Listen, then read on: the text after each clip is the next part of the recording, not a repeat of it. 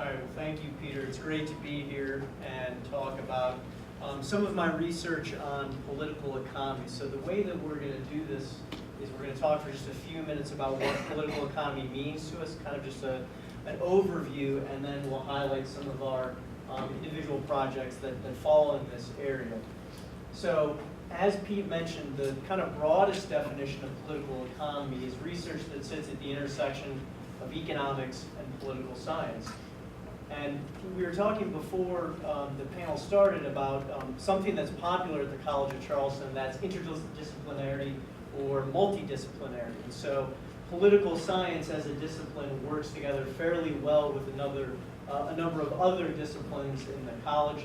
So I know that Matt Nowlin, I'm going to single him out, he brought his class in public policy over here. Most of the students are in the environmental studies program. So environmental studies contains a number of political scientists, economists, and biologists. Political science also works together really well with people in communications, so there's an entire subfield called political communication. But political science and economics really have sort of a special relationship. And so in the broadest sense, political economy is the fusion of political science and economics. And this is a relationship that really began at the outset of economics as a discipline. So, right, this is Adam Smith Week. Originally, Adam Smith's research was called political economy. The two sort of divorced in the early 1900s with Adam Smith's research and general research on trade and wealth and government policies kind of falling in the order of economics, basically became economics. But in the 1950s, what emerged was a research tradition called public choice. And so my definition of what political economy is draws really heavily on public choice economics, which was really popular in the 1950s and 60s, and of course is still popular today. So my definition of what political economy is the application of economic models and theories to understand political behaviors and actions. And so what we mean by that is largely a deductive approach grounded largely in rational choice theory. That's probably one of the key things that makes something public choice theory. The other is formal modeling, so the application of mathematical models to understand political behavior. And the third, which is more my research, is empirical testing. And so in kind of the crudest sense, what political economists are interested in doing is understanding non-market behavior. So when we think about economics, we think about economic behavior. Well, in the public choice tradition, what we're doing is we're taking those tools and theories and methodologies and applying them to non-market behavior, namely political action. So my research, as Pete mentioned, is on the U.S. Congress. Some of the research that I'm going to highlight really briefly today looks at Congress through these lenses. I'm also going to talk about some of my research on stereotypes and why, and answer this question, why do people want to raise taxes on the rich? What I think is interesting about that is that I'm making a very non-rational choice argument. Nonetheless, the research sits kind of at that intersection of politics and economics. So that's sort of the broadest definition of what political economy is, how I approach this topic. Russ, I think, is going to go into a little more detail about what he believes is political economy and how he approaches this topic. So. Thank you. Public choice theory has been my field in economics. It's a subject on which I did my dissertation. Just like he was saying that as an economist, I would define public choice theory as the application of economic tools to help understand what's going on in the world of politics and policy outcomes and the behavior of people in elected office. As he already mentioned, there was this problem where we had Adam Smith was doing really good political economy, and what really happened in the late 1800s and through the early 1900s is economists got really interested in math. And what that really led to is several decades where economists were working on models of the economy, trying to drive optimums. Like, what's the optimal taxes we should impose? What are the optimal theories? And what happens in the 1950s and 1960s is a revolution in economics that's attributed to James Buchanan, who won the Nobel Prize for creating public choice theory in 1986. And when you read Buchanan's writings, what he stresses is that, you know, in economics we have models of individual behavior. We apply them to people's choices in the marketplace as consumers, to their decisions about labor and leisure choices, how much to work, how much to save versus invest, how many children to have. I mean, we have this great set of models that has great predictive ability about the choices people make in their lives. But for some reason, economists had been abandoning that logic the minute somebody moved into political office and was elected. Like somehow, this person, like all of a sudden we can explain my behavior and the whole rest of my life, and I get elected to Congress. We model me now as a saint who doesn't have any self-interested motives, and that I look out for the world instead of looking out for me. He said, that's just wrong. We've got these models of how people make decisions. Let's apply those to politics. And he often termed it as politics without the romance, is one way James Buchanan phrased it. In a famous article of his called What Should Economists Do? He talks about his graduate school training at the University of Chicago. And he says, you know, I'm sitting there in class and we're driving all these optimal taxes, what taxes should be. And he said, I found myself less and less interested in what should taxes be than explaining why taxes are what they are. Let me give you one good example of what he's talking about. In economics, we have models where we can drive these really cool equations for what the optimal tax rate on a good should be. It has to do with their elasticity of demand for the product, and it's called the Ramsey rule. Well, if you were going to look at differential taxes that are imposed across states on alcohol, different states tax beer differently, different states tax liquor differently, right? Do you think that the pattern of which states are the lowest and highest tax rates on beer or wine has to do with some formula for elasticity of demand? Well, let's think about it. There's a pretty famous paper in economics that looked at this about a decade ago. Anheuser-Busch is headquartered where? St. Louis, Missouri. Would you like to guess which state has the most favorable tax treatment for beer? Missouri. Do you think it's because their elasticity of demand for beer is different in Missouri? No. It's because Anheuser-Busch has some really good lobbyists, and they spend millions of dollars every year lobbying the legislature for favorable legislation. What state produces the most wine in the U.S.? Yeah, and they have the most favorable tax treatment of wine. Buchanan's like, our models, you know, I'm working on all this math that predicts things that don't explain the real world. What I want to do is develop models that explain why is it that California has low taxes on wine? Why is it that Missouri has low taxes on beer? And that's what public choice theory is about. It's about explaining the outcomes of political decisions by looking at the self-interests of the parties involved in the decision-making process, whether that be voters, bureaucrats, special interest groups, and the politicians. So that in general is what public choice theory is. One other way of thinking about this is that in a traditional economics class, if you take micro 101 or whatever it would be, you learn about how markets work. And then there's a section on how markets fail. Here's the reasons markets would fail. And then most people would go on and say, well, here's what the solutions to those market failures are. We just hand it over to government, and government is this sunshine that comes in and fixes these market problems. But in reality, when we turn things over to government, they don't always work so well when we look at the real world. And what public choice is that equivalent. It's the model of government failure.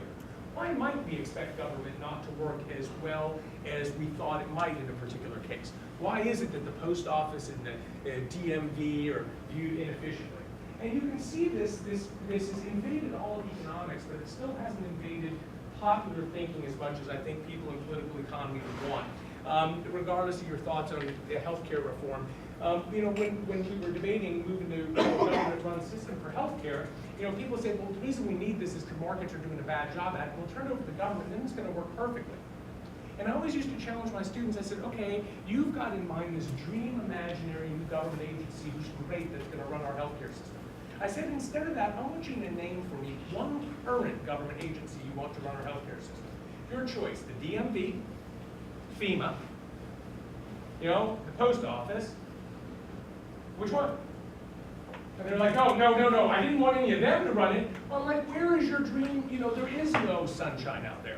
You know, the real world is full of reasons why things are the way they are. Just on today's Yahoo News, it was funny. An hour before I came up here, I was reading Yahoo News, and there was this big long article. States or the countries try to define what is called like California wine. What are the characteristics of wine that make it California wine? Well, Tennessee a year ago put a new law in place that describes in legislation what your product has to meet to be considered quote unquote Tennessee whiskey, for you to use that on the label of your whiskey bottle. Well, here's the law that was passed last year. To meet the guidelines to be Tennessee whiskey, it must be fermented in Tennessee, from mash with at least 51% corn, aged in new, not used, charred oak barrels, not any other wood, oak barrels.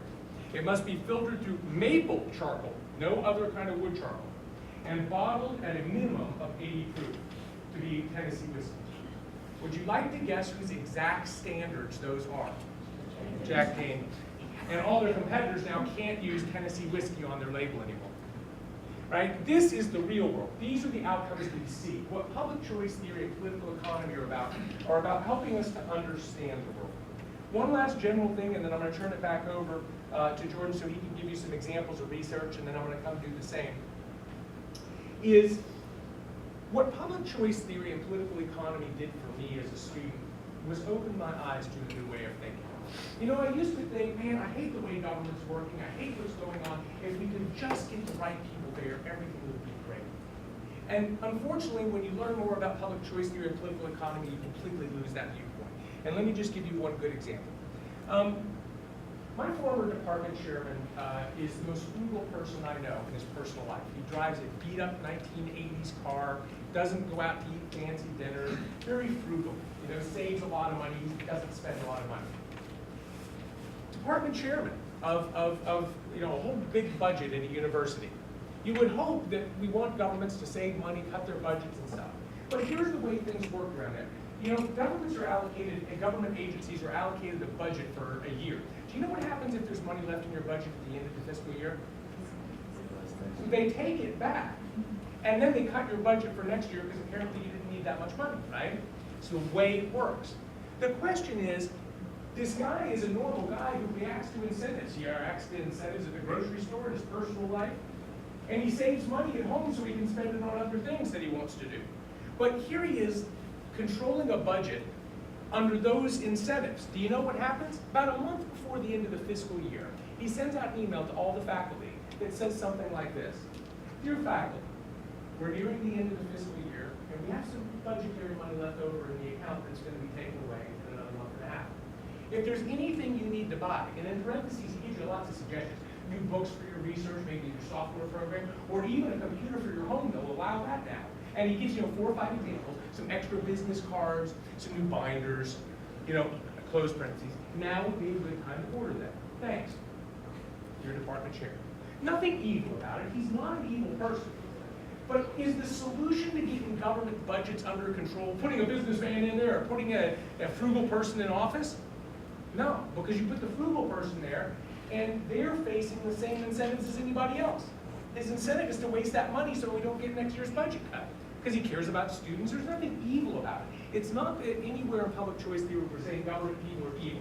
We're just saying they react to the incentives that they face. And those incentives, we can understand what they are and we can understand how people react to them. With that, what I think both of us would like to do is give you some actual examples of our research, topics in which we've applied these ideas. So we'll take turns on that as well. Okay, so my remarks about my research are going to focus on 3 projects that I have, and so there are 2 kinds of presentations. Those that say a lot about a little, and those that say a little about a lot. I'm going to do the second one. I'm just going to kind of scratch the surface on these 3 projects. If you have any questions, feel free to ask them at the end. All right, so here's a chart for you.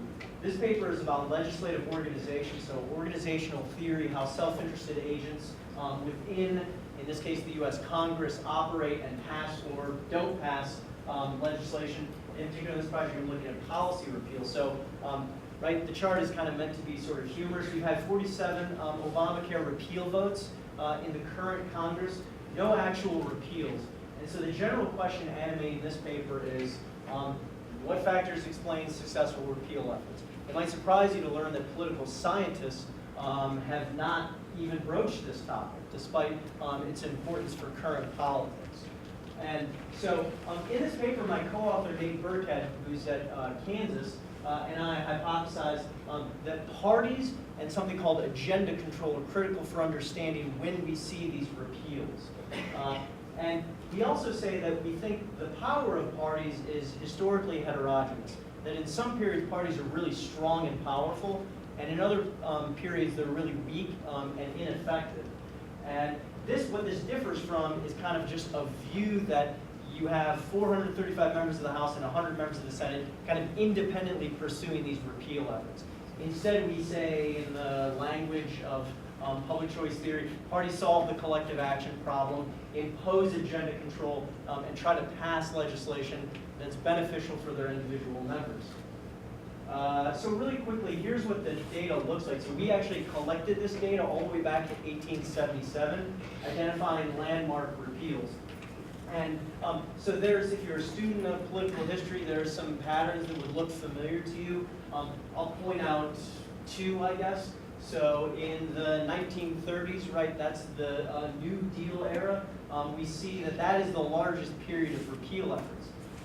That doesn't sound really surprising, except for the fact that we think of the New Deal as a period when new legislation was simply passed. What our data shows is that during the New Deal, there was a significant amount of policy change going on as well.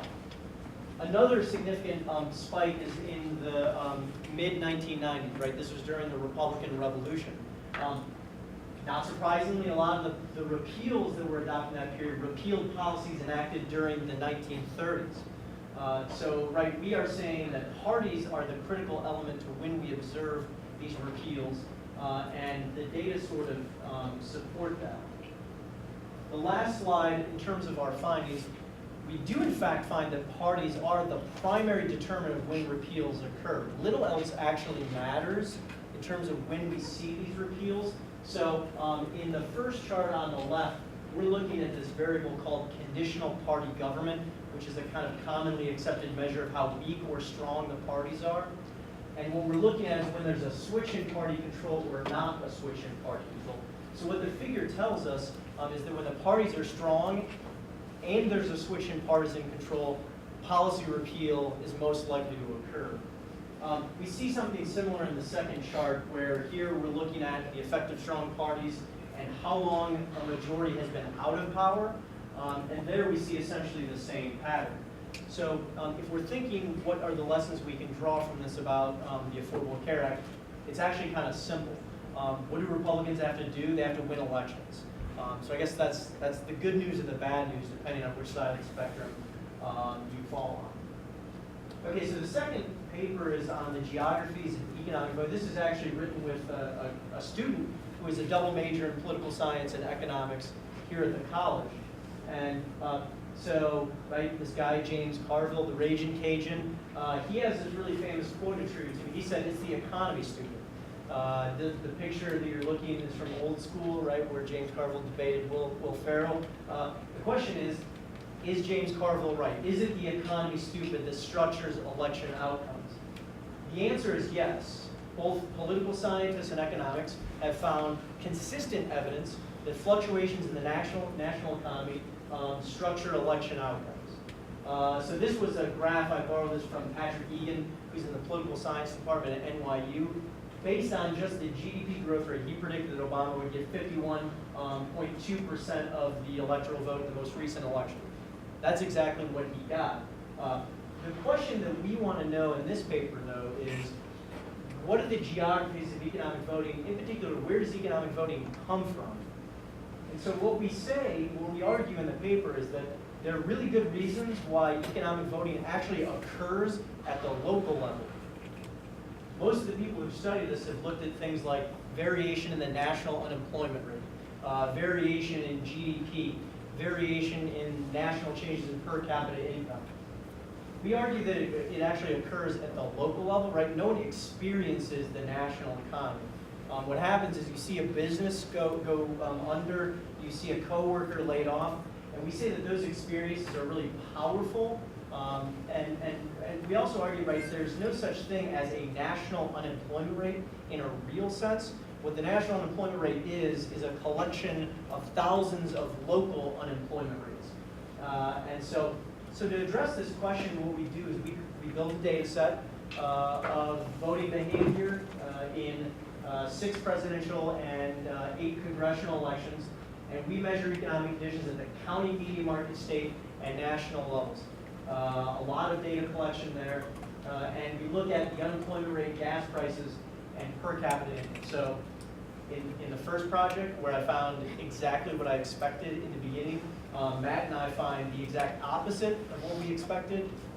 We find lots of evidence for economic voting, as numerous political scientists and economists find, except we find that it is at the national level. Despite all our clever arguments about, well, it's really the local economy that matters, it's not. And overwhelmingly, it's the national unemployment rate that is the biggest effect.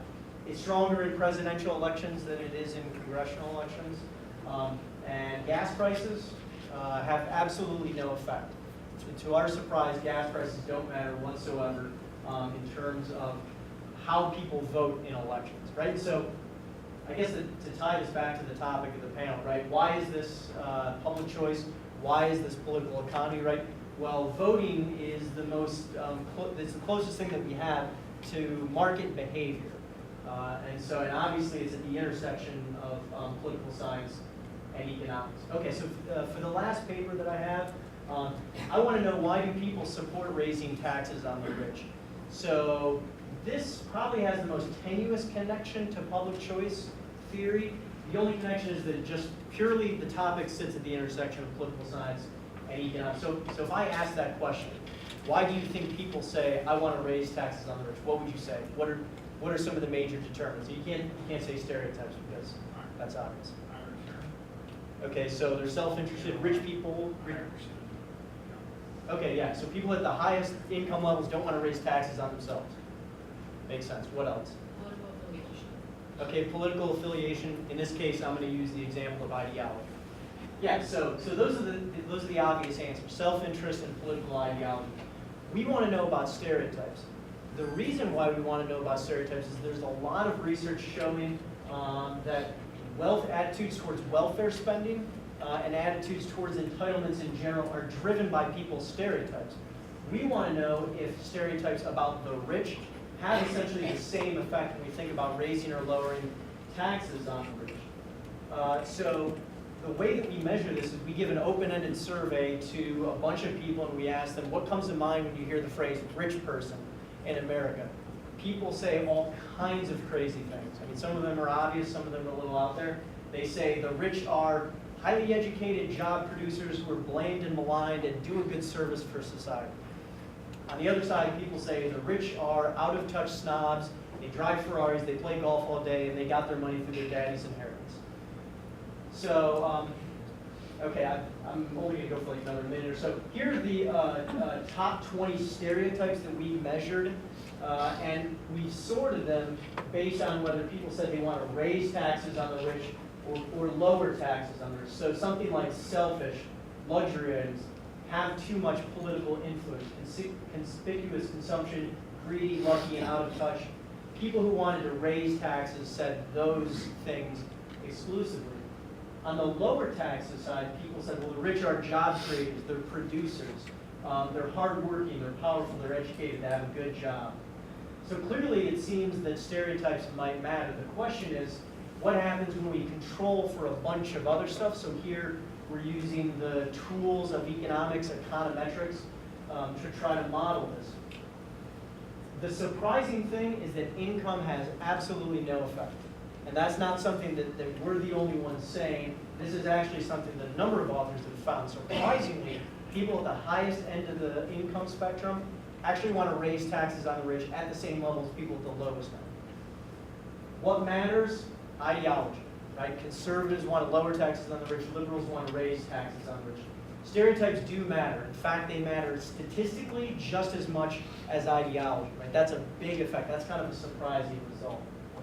The last thing we do in this paper, we look at the interaction of ideology and stereotypes. And we were a little surprised by this result, so that it might be a little hard to see, but the very top line are people who call themselves very liberal. what we're looking at is the effective stereotypes as we vary from negative, which means you say the rich are out-of-touch snobs, to positive means you said they're highly educated job producers. For people who are very liberal, they want to raise taxes on the rich no matter what they think the rich are in terms of stereotypes. For conservatives, the opposite is true. We can see that conservatives who have incredibly negative stereotypes about who the rich are want to raise taxes on them at roughly the same rate as people who call themselves very liberal. In the paper, we have a number of explanations for why we observe this effect. So yeah, three very kind of different projects, kind of my experience with the political economy, and I'm going to turn it back over to Russ. Thank you. So what we're both doing is just trying to share with you some examples of little ways in which we apply political economy or public choice to topics within our own research, rather than the beginning, which was a much more broad treatment. So let me tell you about some of my research now. So I grew up here in Charleston, South Carolina, and I was here when Hurricane Hugo hit. And this is when I was just starting in college. And I'll never forget how hard things were after Hurricane Hugo, and how bad of a job FEMA and the government did trying to help us out. It seemed like all we did was spend our time bitching about FEMA and bitching about our government and complaining about how little the government was doing to help us out. Very similar to what you saw after Hurricane Katrina down in New Orleans. And there was something about that, and maybe all the imposition of price controls, that I think really led me into becoming an economics major in the first place. Going into a class, getting to see a lot of the price controls and why they don't work and everything. But when I got my PhD and started doing my research, I had some interest in trying to look at the behavior of FEMA and this disaster declaration process through the lens of public choice theory. And I wanted to start off and approach it more generally. And this is before Hurricane Katrina. So, you know, if you think about the way that the government process works for helping people after disasters, there's really two different decision nodes we need to talk about.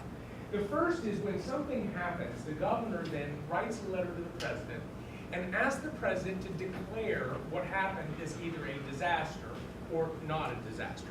So the declaration process is declared a disaster or not is at the discretion of the president.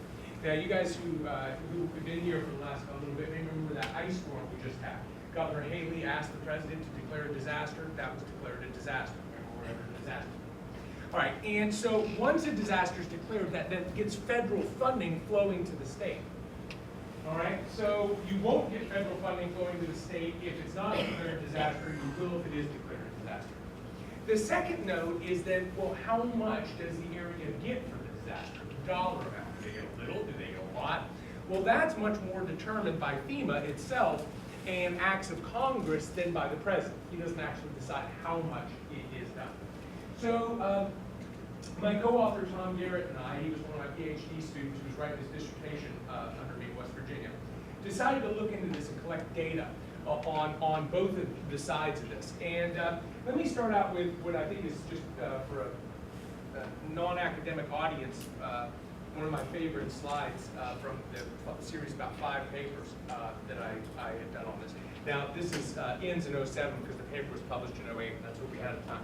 This is the number of disasters declared by year at the time I wrote the paper for the 4 most recent presidents. So the black bar is the year they're up for re-election. So here's the question. Are election years just really bad for the weather? Well, here's the thing you have to know to really understand this. You know, when a Hurricane Katrina or Hurricane Sandy hits, that's always declared a disaster. How many of those are there a year? 1 or 2.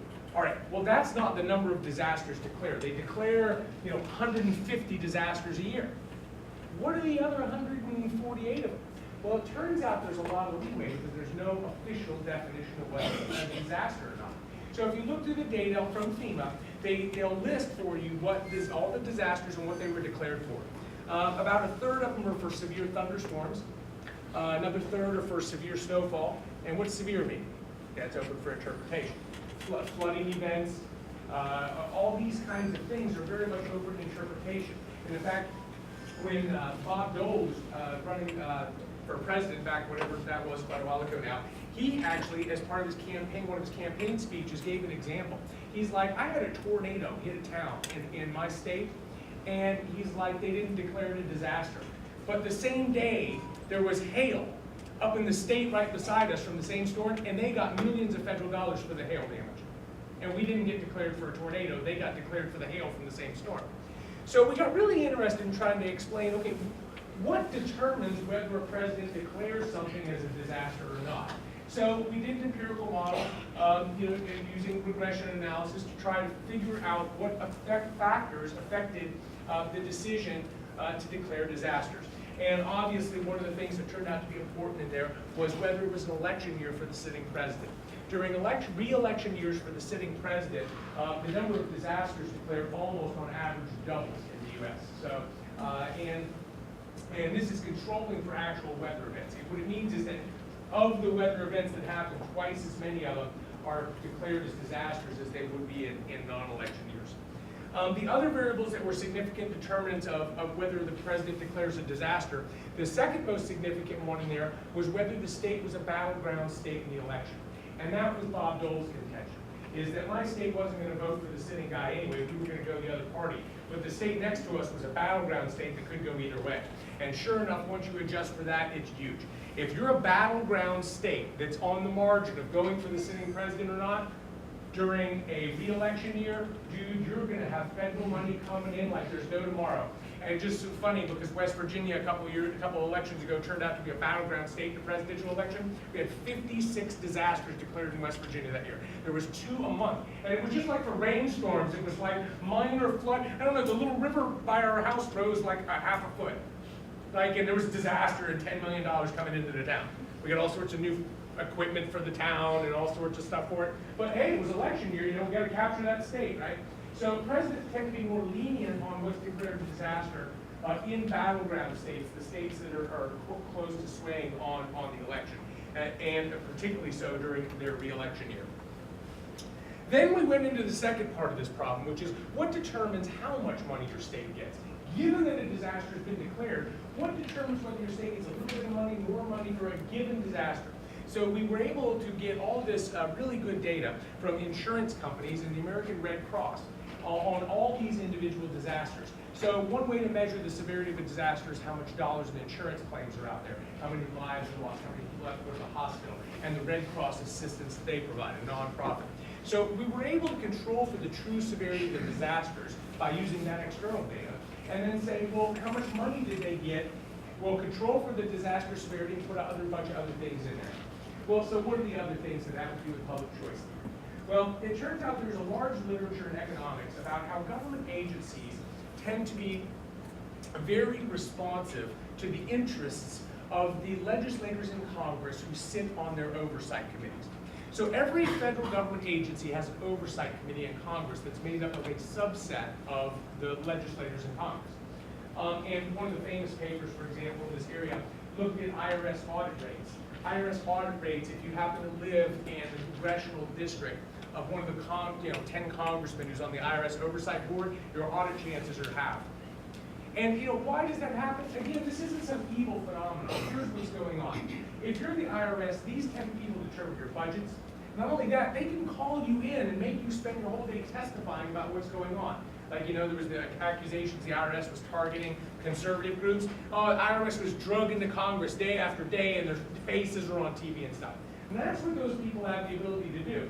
And now imagine that you're Tim Scott or a representative or senator from South Carolina, and you're getting a lot of calls from people saying, man, the IRS audited me, I didn't do anything wrong. Imagine getting a bunch of those calls. What's Tim Scott do?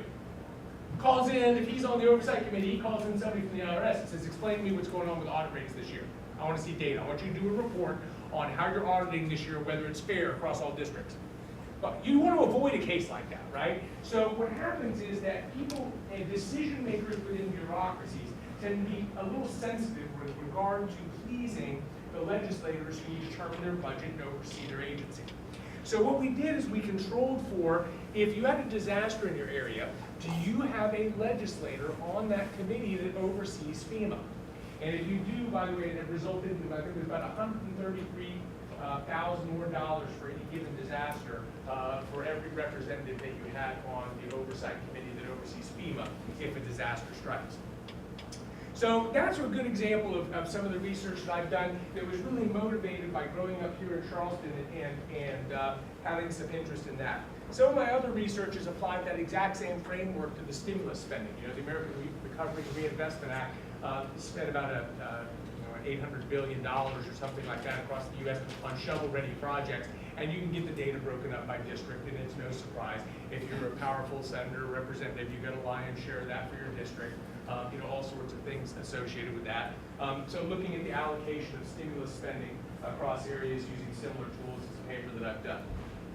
One of the other ones that I think is very interesting, I wanted to make sure that I took time to talk about, I've actually done a couple papers on this, is that public choice theory started very narrowly, looking just at the behavior of legislators, and is a very narrow area. And what it's done through the decades since Buchanan has spread itself out into the analysis of a lot of other stuff, like regulatory policy. But one of the areas that I think is really cool that it's invaded is the study of law and economics. So let me just phrase a question to you that would fall into that area. You know, in about half the states in the U.S., judges are appointed by the governor or the legislature, while in the other half of the states, the judges have to run for election and get votes. Do you think that matters? Do you think that the behavior of elected judges is different from the behavior of appointed judges? Well, regardless of what you think, that's what we kind of sit around home at night drinking a beer going, that would be a cool thing to do a paper on. Let's go collect the data and see if elected judges behave differently than appointed judges. And of course, always what it's like in economics is that you go out and you start trying to see if somebody else had done it, and it turns out there's a paper that wasn't nearly as good as mine that somebody wrote before, but there's still room in my paper. But the best paper on this subject, this guy found these cases. It turns out that in certain cases, state judges are replaced by federal judges, and I don't understand law, but whatever. This guy's a law professor, he'd done it. But anyway, it turns out that in very specific cases, state courts, their state judges are removed and federal judges brought in to oversee the state case. And so what he did is to see whether that's a great controlled experiment, because you could look at how they intervene in two different states, whether the outcomes are different. But anyway, it was a really cool paper. But so ours just looked at judicial quality measures, and what we did is we did indeed find that the quality of court decisions is better in states with appointed judges than with elected judges. And among the elected judges states, there's two sets. The one set of states allows people to run nonpartisan. They don't have to run based on a party. They just run based on their name. Hi, I'm Russ Sobel. I'm running for Supreme Court Justice. I'm a fair guy. Give me your vote. Other states require you to run on a political platform, a party. You have to be identified self with Republican or Democrat and run on a party vote. When I was living in West Virginia, of course, when I got this idea, because I was watching the political ads on TV, I moved there from here, and I don't never remember anything like this happening here growing up. I'm watching TV up there one night, and there's two commercials back to back. Warren McGraw gets on there, he's the Democrat running for the Supreme Court. He says, if you elect me, he says, I will rule in favor of labor over business. That's why you need to elect me. You know, Warren McGraw, Democrat for the Supreme Court. Did he just really say that? Next commercial. Hi, I'm Brent Benjamin. I'm running against Warren McGraw because businesses are fleeing our state because of his court decisions. If you put me in office, I'll make sure that doesn't happen. I'm like, whoa, wait a minute. I thought we lived in the rule of law where judges are supposed to look at the law and it wouldn't really matter who was on the Supreme Court. You get the same outcomes as a naive view of the world. Anyway, it was the most expensive judicial race that's ever occurred in the state Supreme Court. All these organizations, political organizations from all over the country started dumping money in to support Brent Benjamin because it turned out he was the majority swing vote on that state Supreme Court. If Brent Benjamin won, it would become a Republican Supreme Court instead of a Democratic Supreme Court. So it was the most expensive Supreme Court race ever in the United States at a state level. Brent Benjamin won, and the first thing they did is went back and reversed a bunch of old court decisions. So all these court decisions were fine under one party, but not fine under the other, right? So it turns out why I go into that story is, if you break them up by appointed, elected, nonpartisan, elected, partisan, the partisan elected states are by far the worst judicial quality. And it turns out that most states that have partisan elections have done away with them. A bunch of states have, and there's only now a handful of states, maybe four, that still have partisan election of judges. Most of them have moved to nonpartisan election of judges. But another example from law and economics are district attorneys, DAs. In some areas, DAs have to run for election. Does anybody here remember the case that happened up with the, was it the Duke, which team was it, the cross team or whatever, the DA, pretty famous case, right? Well, you know, the accusation in the media was that the whole reason he was pursuing this is because he was up for re-election. And you watch enough Law and Orders or whatever it is to know that these people want to come out with an announcement that they've, you know, got the guy right around election time, right? And so there's this argument that these DAs have this incentive to release good news and capture news right before the November election where they're on the ballot. And so we looked at that. And this is one of my favorite empirical papers I've ever done. Because here's what we did. You know, there's this organization out there that will take, it's called the Innocence Project, that will take people who are in jail and try to take their DNA on these old cases before DNA sampling was even available. They will now reopen those with DNA evidence and try to get these people exonerated. Right? So the Innocence Project takes cases from all over the US, anybody can apply. Anyway, so we got a list of all the cases overturned through the Innocence Project results. We know exactly the month and day of their conviction. And we broke those out for elected DAs, and we broke them out by month.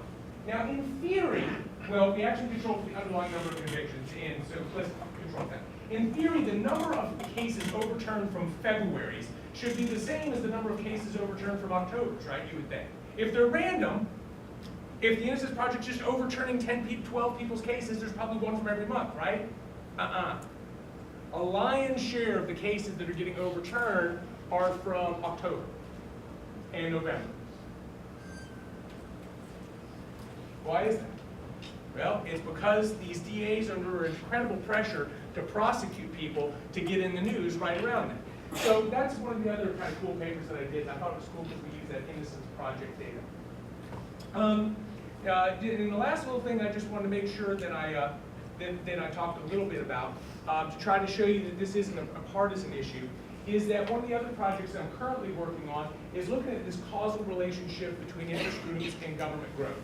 You see, it's very interesting because the Tea Party people, here's their version of the story. We've got all these people lobbying government, all this favor seeking, all this cronyism. But why do we have it? We have it because government's too big. And when government gets big, of course they give it all these favors, which causes all these interest groups to form. And what we need to do is constrain government to get interest groups out of government. You know, it's kind of like if I was auctioning off a $20 bill in here, how much would it go for? $20. So when the government's giving away $800 billion in stimulus money, guess how much people lobby to try to capture it? $800 billion. So in their model, the causality runs from government and its spending causes interest group activity. That's why they want to constrain government. On the other hand, the Occupy Wall Street people look at the exact same problem and they hate it too, but they think it flows the other way around. It's big corporate interest and their lobbying driving government. And they think the solution is all these restrictions on the political speech of corporations and campaign contributions and all the money in politics. If we just reform that, government will work well. So you've got two different sides of the aisle, both hate the same thing. We both hate big crony people who lobby and spend a bunch of money getting big government favors. But we believe the causation goes in opposite ways between these two different groups. So I'm looking at an empirical model that tries to sort out that causation. Is it interest groups that cause government, or is it government that causes interest groups? Anyway, so that's one of my current projects is trying to solve that problem. So anyway, I think that concludes what we were going to just share with you about our research. And we wanted to spend the last 10 or 15 minutes here with you just answering any questions you might have for either of us on political economy. And I would like to thank Dr. Calcano for having us here today, and also give a call out to Dr. Doug Walker, who happens to be sitting beside him, who's also a public choice scholar, does the economics of gambling and casinos, but some of his work has looked at what factors might determine whether a state legalizes gambling or not, some of these political factors. So, thanks for attending.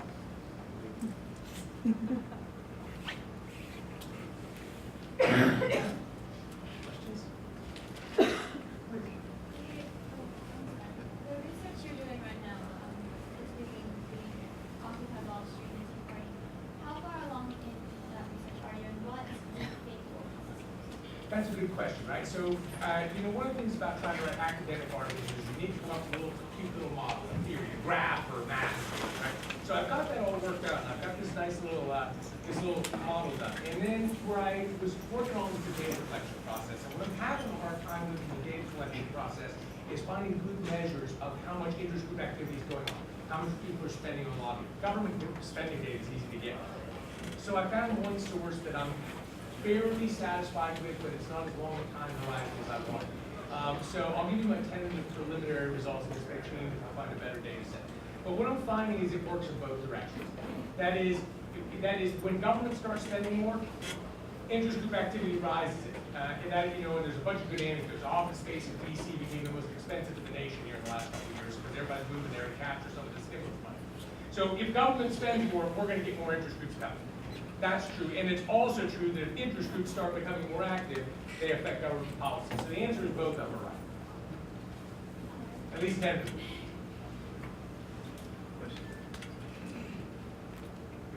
Oh, this one's for you.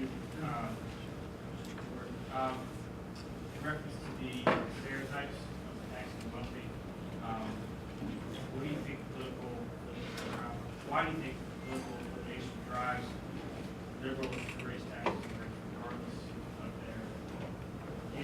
their Why do we see this interaction effect between ideology and stereotypes?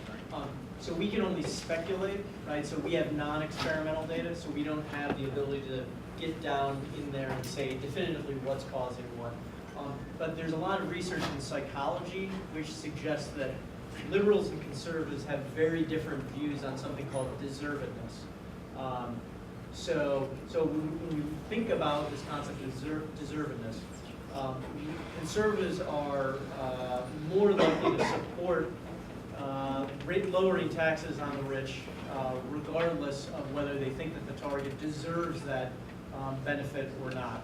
And so liberals usually suspend that kind of attributional analysis, and so they think of this issue purely in ideological terms. And so, again, we can't give you a definitive answer to that, but it makes sense given what we've seen and what other researchers have shown. Did that anything to do with income? Like, did you look at the income of the respondents? Sort of like, I'm just thinking about it. Yeah, it wasn't really surprising to us because there's a lot of research showing that income does not affect people's views on taxing policies. But yeah, we controlled for income, but it has no effect.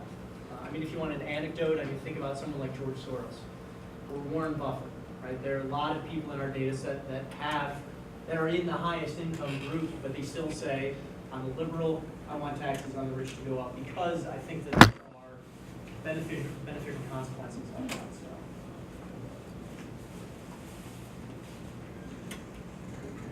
This question is for Russell. Okay, so you said that in your research concerning the disasters, you said the president did declare more disasters in battleground states.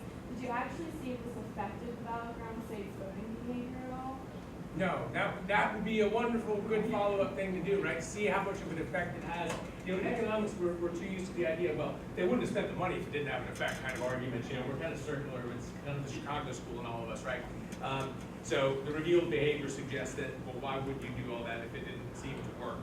But no, that would be a wonderful thing to see whether those things affected I guess you could get polling data, right? And you could see whether the states where they were getting a lot of that did actually end up swinging for the incumbent president, right? So the answer is I haven't looked at that, but that would make for a publishable great paper in political economy. Can I touch on that? So there's a classic question in the public choice literature has to do with log rolling, right? Something that I studied in the U.S. Congress, and there is a lot of evidence that log rolling does in fact have the benefits for members of the House at least that you would suspect it would. And it's sort of a similar sort of activity, so I would think the answer is yes. Yeah, so I guess we could approach it more generally instead of just looking at the FEMA funding, because you probably know some of that literature better than me. So I'm sure if we looked in Google Scholar, there's studies that look at how congressmen getting pork for their district, new things, federal money flowing in, affects the chances of re-election, right? So the effect of pork on your re-election chances. Do you know? Yeah, I mean, there is evidence that suggests that has the effect. I mean, the interesting thing is that when we think about the House, right, we see that spending projects going to congressional districts are more likely to reelect their representative, controlling for all else. The thing about the Senate, though, is that, right, the Senate is, right, if we're thinking about public choice, and we're trying to tie this back into the top of the panel, the Senate is a non-democratic institution, right? You have states like Wyoming that have 500,000 residents, whereas the typical congressional district is 700,000. So the Senate is an unequal body, and what happens as a consequence of that is that small state senators get more in port for their state than large state senators. So the Wyomings, the Montanas, you know, the North Dakotas and the South Dakotas, they get a larger share per capita of federal dollars than do the New Yorks, the Californias, and the Texases, right? The Senate is an unequal body, so we see unequal outcomes as a result. Thinking about utility maximizing agents and the like, so. There was a question back over here. Yes. This is on the FEMA also. Is there any research done to see if people examine the natural disasters after it happened to see if funding actually was used for that case, if it was valid for those states? Yeah, actually, so what happened after Katrina, this is one of the nicest things that ever happened in my academic career. So I published that first paper on FEMA way before Katrina. And it was the only paper in the entire economics literature that had FEMA in the title of it. For some reason, just nobody's ever, who cares about FEMA, right? So the day Katrina hits, right, my phone starts ringing off the hook. I got CBS Evening News on the line. I was like, are you kidding me? Like, you know, I'm sitting, all right, so anyway, so yeah, I did all these interviews on all these TV stations talking, and then an organization contacted me about doing a series of grant-funded papers specifically on Katrina. So we did like 5 papers on Katrina. And one of them looked at exactly what you're talking about. And it's called, oh, let me, can I get there real quick? Let's see how I can get to this one. Because I think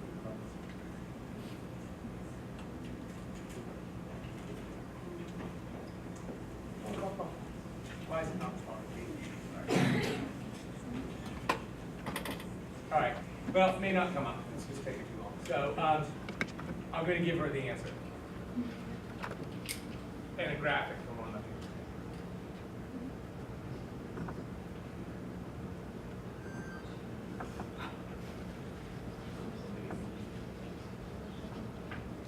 Okay, the paper's title is called Weathering Corruption, and this is the relationship between the corruption convictions of public officials and the number of natural disasters in the state.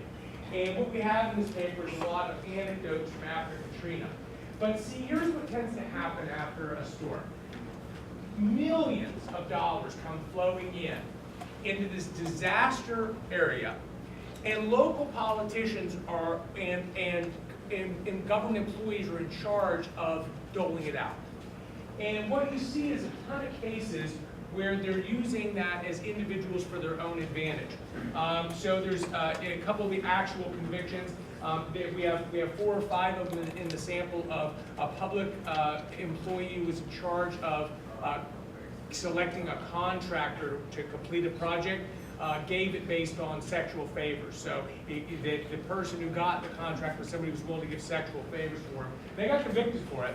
Other ones just expropriated the money for themselves. We got a guy in the sample who just basically wrote himself a check for $200,000 and put it in his own bank account. So what we tend to see is that with all that money being rushed to being spent, there's not very much oversight, and it's an easy time to get away with corrupt practices. And then the funny thing is so we published this paper, it got a lot of media attention, and we're getting flack for it. I mean, I was getting nasty hate emails for publishing this paper. And then, of course, Ray Nagin gets convicted for corruption and his spending of FEMA money, and those emails stopped. But anyway, so, yeah, the answer is that's a problem too. Once you give the money there, you've got this whole weird incentive structure that's happening in the spending of the money and how things are done after a disaster that also make it less effective as well. Anyway, so I've got that one, and I did another one called The Use of Knowledge in Natural Disaster Management that's on that topic and is a little bit more readable as well. But anyway, thanks for the question.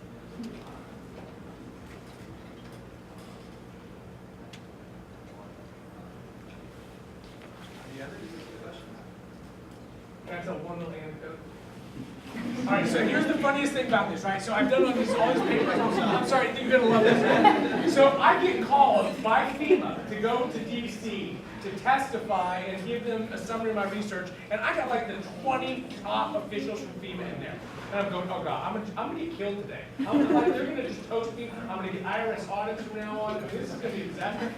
And I swear, the whole time they're going, you didn't know this? Like when I showed them the president, they're like, you didn't know this? I'm like, no.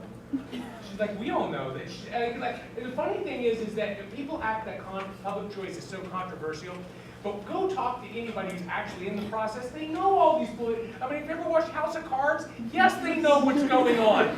You know, they're trading these favors. They're giving out pork for things they know don't need to be funded to try to secure votes. And it was so funny because, I mean, the thing about this, that it's controversial only to people who view government as this angel, not actually the people in government, because they know how government works. So, sorry about that little anecdote. All right, so, if there are any questions, we'll take the time and thank our panelists for this evening.